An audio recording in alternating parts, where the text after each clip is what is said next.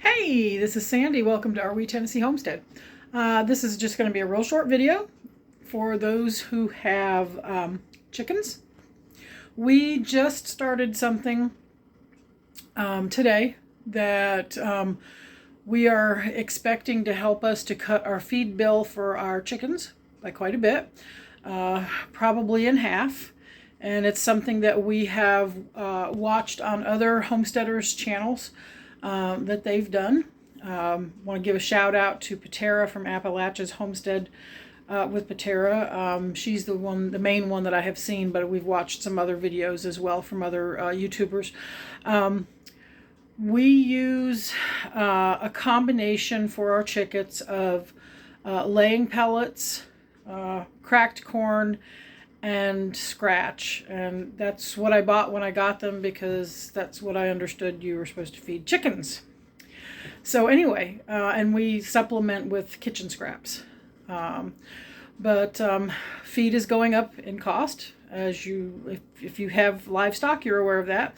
So we are starting to ferment our chicken feed. So you can use laying pellets, you can use laying crumbles, you can use your cracked corn, you can use your scratch. Any or all of it mixed together. So I'm going to turn the camera around and show you what I've got here. Okay, so this is a bucket that has a mixture of all three: laying pellets, cracked corn, and unfortunately a very poor grade of scratch. And this was one reason why I wanted to go ahead and start this. That's what happens when you buy the really cheap stuff. Our scratch that we're working through is like half powder and half really finely ground grains, and some bugs thrown in there too. So anyway, so I've got a bucket here where I've mixed it all together. We have 11 hens, a rooster, and three pullets. So I don't really normally measure what I'm feeding them, other than I keep their feeder full, and once it gets low, I just refill it. And then we give, I've got a big red scoop that I think is about 3 quarts. And I fill that with scratch and cracked corn and throw it out. Well, it's getting to be a little bit expensive. They don't eat a lot of the pellets because they do forage. We've got a large fenced area for them to forage. But so I'm taking 3 of these, which I measured out in a measuring cup, which is about 5 cups. So about 5 cups of my mix of pellets and scratch and stuff.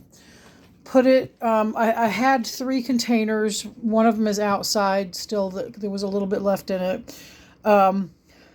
Put those 3 scoops, which I just used like what used to be a 16 ounce and is now a 15 ounce thing of cottage cheese or sour cream.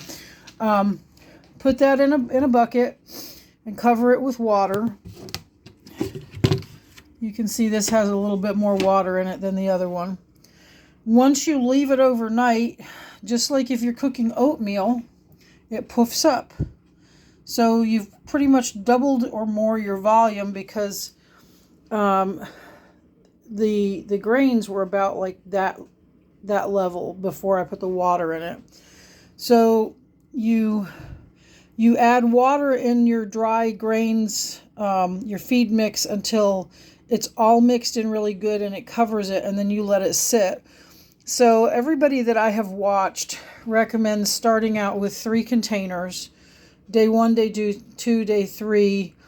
I should have already got the other container in and started another batch, but there was still a little bit left in there. So tomorrow, this one will go out there and it will feed all of the chickens.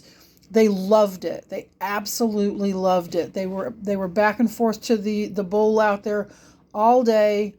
I didn't see hardly any pellets missing from the food container inside of the chicken coop. And it seems to me like this would also make make it to where they had access to more of the nutritional value by softening it up and cooking it and stuff. Well, it's not cooked, but softening it up, soaking it and stuff. It seems like maybe they might get more nutrition. I don't know that for a fact. That's my guess. Anyway, so this will be tomorrow. This will continue to soak. So this will have soaked for 3 days by the time we feed it to them. From what I understand, if you're wanting a good ferment, 3 days is the time frame that you're looking at. So if you're out there, if you have already been fermenting your feed for your chickens, if you would please comment, let me know how it's working for you, what your chickens like, don't like. I know one of the things that Patera said on Appalachia's Homestead is that she doesn't use this mix in the winter because she's got 120 or so chickens, and she doesn't have a way of keeping it, doing enough to feed all of them and keeping it inside and stuff. We're going to go ahead and try to do this through the winter because our flock is small enough that we can keep this inside until it's ready for them to eat. So I think that we won't have any problems, and then I'll just check on it throughout the day. So anyway, I just wanted to share that with you. I hope that will help somebody. It's sure going to help us, at least, even if we save 25% on our feed bill, that's huge, because even though we have 11 hens, only 3 of them are laying age. So we're feeding these birds, and we haven't gotten much out of them other than feeding them. We're getting ready to go into winter, and I'm going to go ahead and turn the camera back around. Okay, so we're in October now. We're a week into October. Days are getting shorter. So aside from doing this, we're also going to be making sure that we add some light to our chicken coop to give them longer daylight hours, and make sure that they've got, I've heard that if you put warm water out there, it helps them continue to lay eggs through the winter along with the extra light, because they need that light. I don't know. I'm new to chickens, so we're going to see.